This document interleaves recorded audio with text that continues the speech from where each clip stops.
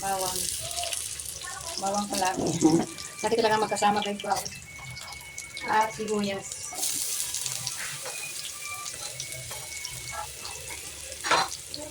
Bawang at sibuyas. Bawang at sibuyas. Simpleng ano lang to guys. Simpleng pag-direta lang guys. Ayan. Ang aking beef guys. Iniwa-iwa ko na yung aking beef. Ayan. Pinakuluan ko na ito siya guys. Yung malambot na party ng karning baka to guys. Kaya ilagay muna natin yung ating ano guys. Ang ating unahin natin pag-isa yung ating patatas at saka carrots. Pang simpleng luto lang guys. Lutong bahay. Ayan. Patatas. Ayan, palutuin na natin yung patatas nun. Medium heat lang.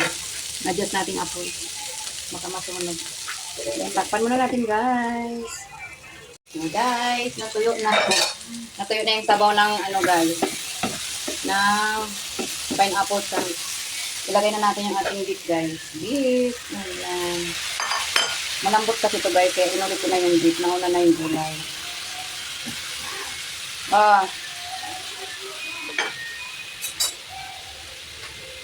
Ilagay natin yung pieces.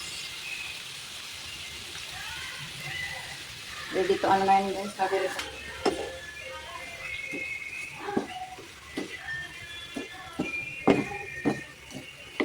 Ayan guys. Ayan diba? Wala siyang masyadong sabaw. Ayan talaga ang pakay ko guys. Wala siyang masyadong sabaw.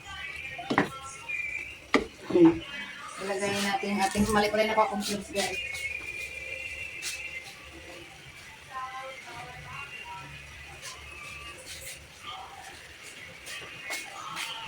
Maglagay tayo guys ng beef cubes.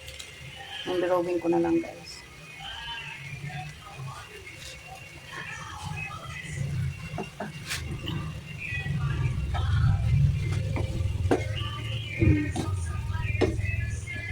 Yung beef kasi natin guys, pang rare steak yun, kaya malambot siya. Kaya pinanghuli na natin kasi dapat hapok lang siya.